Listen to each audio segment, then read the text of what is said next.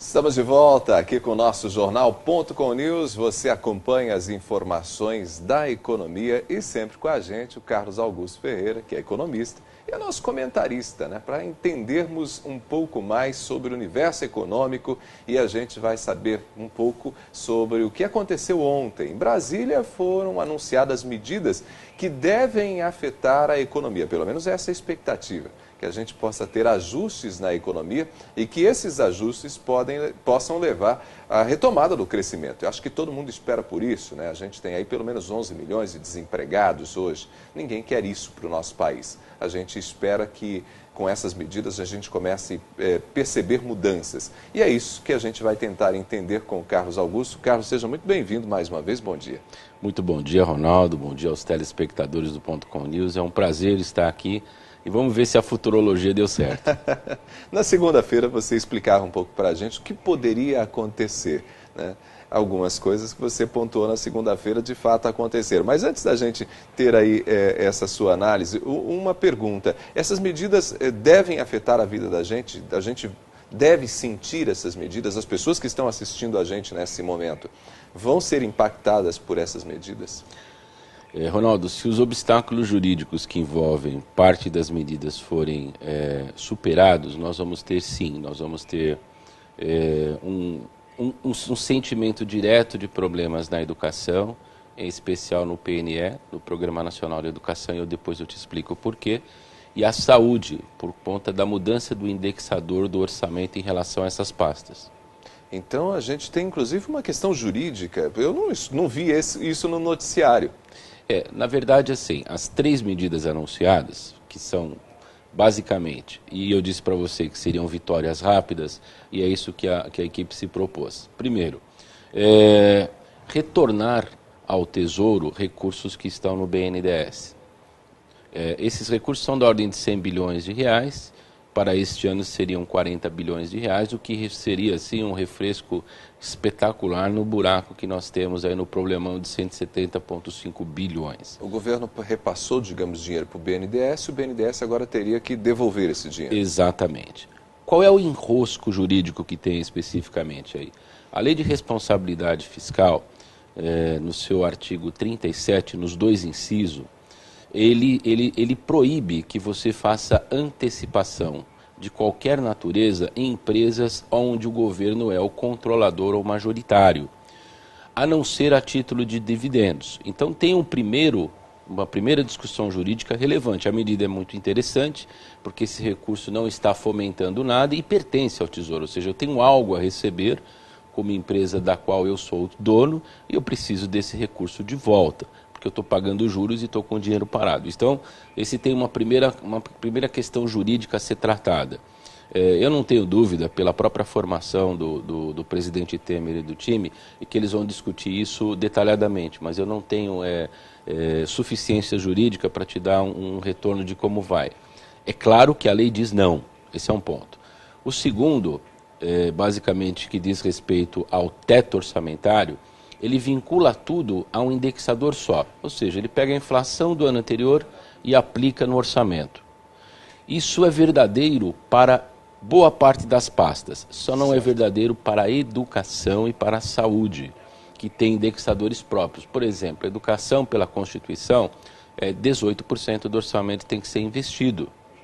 Quando você muda isso, você necessariamente trouxe isso para um patamar mínimo, ou seja, você reduziu as despesas e o custeio em cima de educação. O mesmo está com a saúde, por isso que vai ser necessário uma PEC, e uma PEC a ser apreciada pelo Congresso. Ou seja, tem que fazer uma proposta de emenda à Constituição.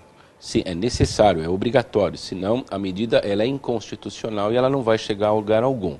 E o último, que é trazer de um fundo soberano que o Brasil criou 2 bilhões de reais, é mais do que necessário por uma questão muito simples. Quando você está numa economia em movimento contracionista e não expansionista, não tem sentido o fundo soberano que vê expansão. Nós temos que primeiro arrumar a casa.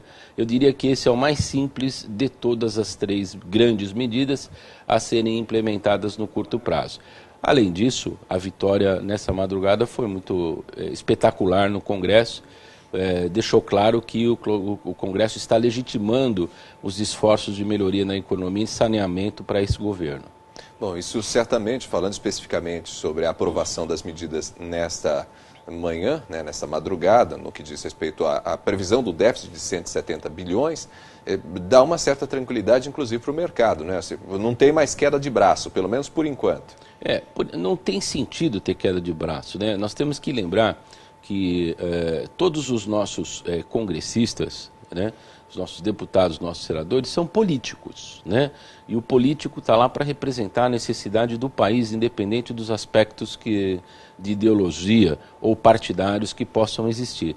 E o país está num momento de coalizão, é necessário isso. Óbvio que diversos esforços de bloqueio, de tentativas de não levar adiante existiram, isso é muito natural, faz parte da democracia.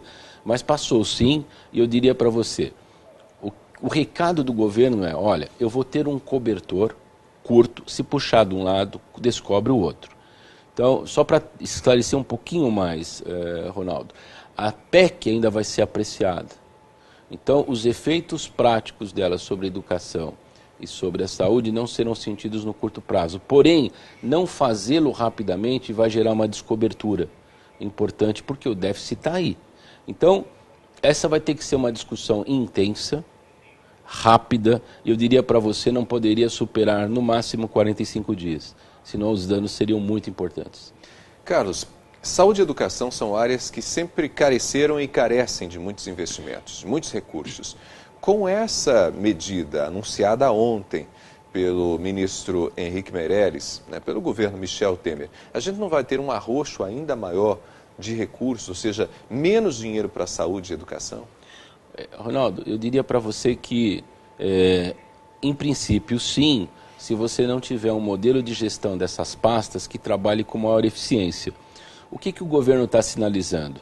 Vocês vão ter que cumprir as metas das respectivas pastas com menos recursos. Então, necessariamente a palavra de ordem é eficiência, é eficientizar as máquinas que estão aí disponíveis. Evidentemente, nós não podemos generalizar e dizer que tudo que é público não presta, não funciona. Isso não seria verdadeiro. Nós temos servidores muito valorosos. Mas nós temos também estruturas que são extremamente ineficientes, desmotivadas. Eu acredito que o governo disse o que ele quer fazer. O como fazer vai ser responsabilidade de cada pasta. Eu diria para você, se fosse numa empresa que você tivesse que fazer um corte de orçamento para atingir os objetivos, você faria. Se fosse na sua casa, você faria. Por que nós não podemos fazer isso com aquilo que é comum? Porque é necessário. Nós estamos semeando um futuro melhor para os nossos filhos e para as gerações vindouras.